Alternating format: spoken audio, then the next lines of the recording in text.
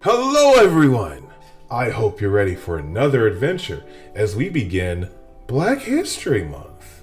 And for this month, I want to start with Salt in His Shoes, Michael Jordan in Pursuit of a Dream by Dolores Jordan. Always remember that as we go through these stories, all you have to do is press the CC button in your YouTube link to be able to follow along. I wonder who's going to join us for today's adventure. Well, it's my good friend, North Star. Are you ready to read this book about Michael Jordan, North Star? Perfect. North Star is ready, so let's jump in. Salt in His Shoes. Michael loved to play basketball. Every Saturday, he followed his older brothers, Larry and Ronnie, to the park, hoping that they would let him play. And if one of those guys who usually played with him didn't show, they always did. But there was one problem. His name was Mark, and he was the tallest boy on the court. "What's the matter, Mikey? Too short?" Mark flapped his arms in Michael's face. "Over here," shouted Larry. But when Michael threw the ball, Mark's long arms came out of nowhere and knocked the ball away. It flew into the hands of the other player on Mark's team, and he made a basket, and the end of the game was over. Just like that. "I'm really sorry, guys. If I was taller, that wouldn't have happened." All the way home, Michael apologized, even though no one was mad at him. His oldest brother, Ronnie, tried to cheer him up. "Look, little brother, you played good today. Don't worry, we'll win next time." When they got home, Michael went into the kitchen where Mama was cooking dinner. He was still disappointed, and she could tell. "You guys lost again today, huh?" Michael nodded. He sat quietly for a minute, then said, "Mama, how can I grow taller?" Now, Mama knew the answer to a lot of questions, but this was a tough one. She thought for a moment as she sprinkled salt and pepper on the chicken she was making for dinner. Then she smiled and looked at Michael and said, "Salt." "Salt?" Michael looked at his mama. "Salt in your shoes. We'll put salt in your shoes and say a prayer every night. Before you know it, you'll be taller," she replied. "Salt in my shoes?" Michael said quietly to himself. Surely Mama was teasing. He sat staring out the window, trying to figure out how salt was going to help him grow. He noticed the rose bushes outside of Mama's garden. They had grown high along the fence, and roses of all color were blooming on the vines. He thought to himself, "I remember when Mama first planted those bushes." Michael's face went up.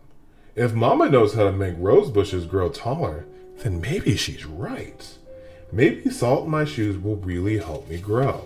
Growing more excited, Michael twirled the ball around and started asking a lot of questions. "Mama, how long will it take? And how tall do you think I get?"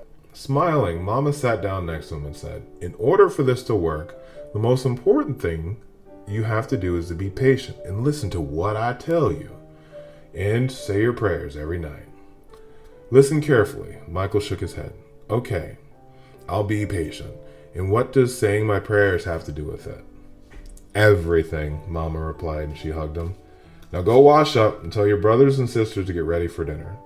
Michael dashed out of the kitchen, almost knocking over his father, who was walking in. "What's he up to now?" asked Daddy.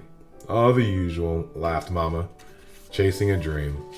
Later, during dinner, Mama noticed that Michael was barely eating anything. He was already daydreaming about being taller. "Michael, first things first, you won't grow if you don't eat, especially your vegetables." "But I'm not really hungry," he said. Raising eyebrows, Mama gave him a stern look. Slowly, Michael picked up his fork and began to eat. Minutes later, his plate was clean, and he was asking for more. That evening at bedtime, Michael set his favorite game shoes on the floor next to the growth chart hanging on the wall. Then he put on his pajamas, said his prayers, and jumped into bed. When Mama came in, Michael was fast asleep. By the look on his face, she could tell he was already playing basketball in his dreams. Standing by his bed, Mama sprinkled salt in his shoes. Then she prayed quietly over him as she did all of her children. Dear God, Please help Michael to do the best he can to give him the best in all that he does. And Lord, could you please make him just a bit taller tomorrow than he is today? Thank you. Amen. After that night, Michael wore his favorite game shoes everywhere he went, even to church, and then he stopped going to the park with his brothers on Saturday.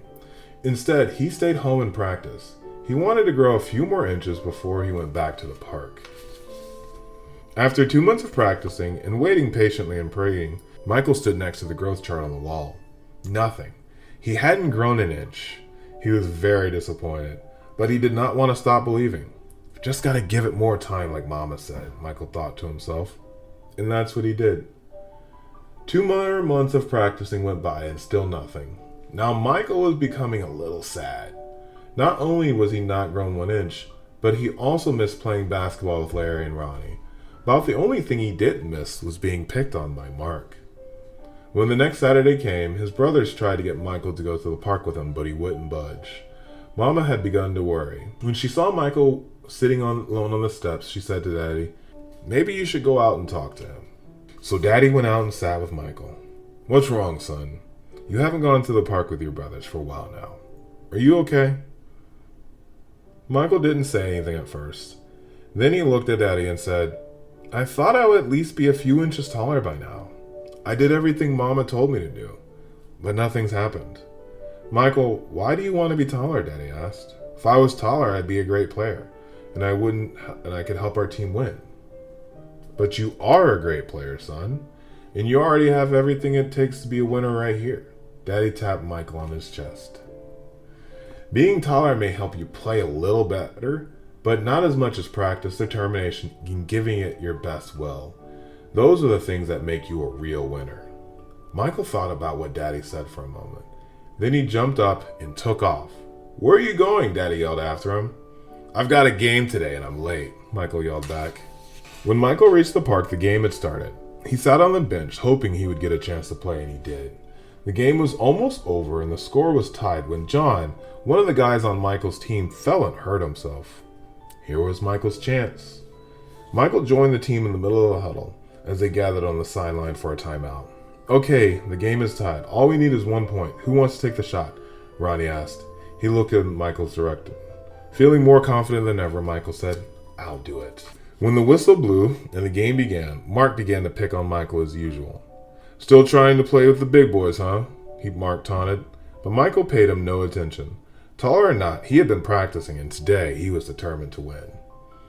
Larry threw the ball inbounds to Michael. Michael caught it, bounced it for a moment, and then took off running.